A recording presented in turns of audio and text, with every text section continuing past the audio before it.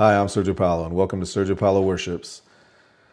This is a worship leaders vlog. I've been helping with worship for about 26 years, and in that time, I've actually reinvigorated a handful of worship teams. Every team has their own unique circumstances. What are yours? What are the challenges you're facing? So that way I can try and gear this to bring you the most value I can.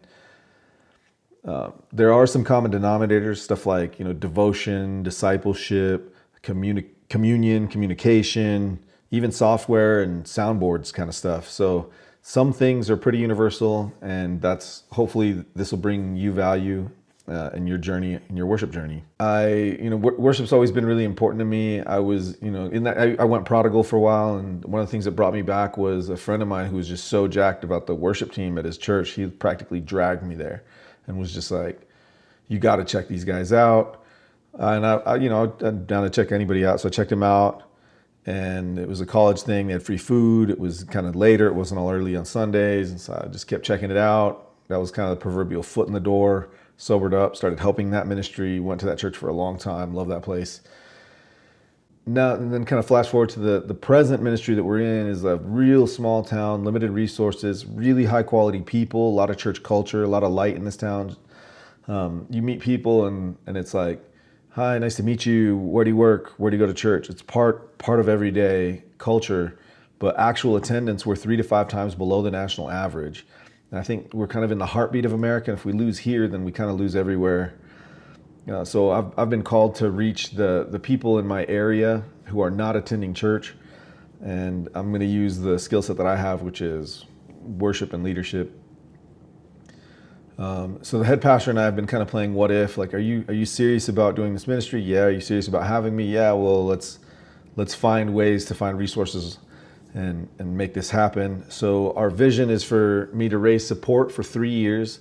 And then at that point, the church has either grown enough to support the ministry on its own or support a worship guy on their own, or either scale back to part-time or quarter-time. And by then, some systems will be in place and the ball's kind of rolling. In terms of the ministry's future goals, goal number 1 is to get fully supported, both prayerfully and financially. I can't touch the soundboard until I can pay my bills. And then I'd like to launch devotions day 1. I'm going to let people down, but the word will not. So I want to get the word in their hands as soon as I possibly can.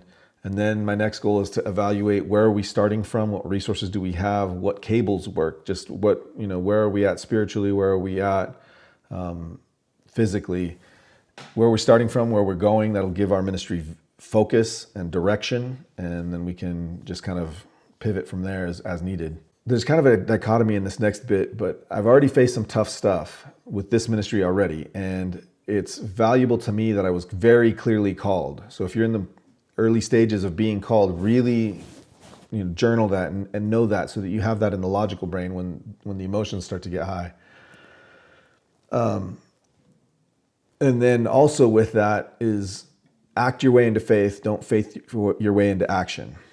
Meaning, don't wait for you to feel so lovey-dovey that you're going to start serving. Just go soup kitchen, just do something today as quick as you can to get yourself serving and acting, and watch the faith roll in. It's sick. This next bit came from my brother Mike Bagley in Arizona. Shouts out. He compares the will of God to an American Pigskins match, where God's will is both the end zone and how you get there. So long as you're not losing yardage and moving backwards, you're doing all right. So you don't always have to look for the perfect exact move. Just start moving and make sure you're gaining yards.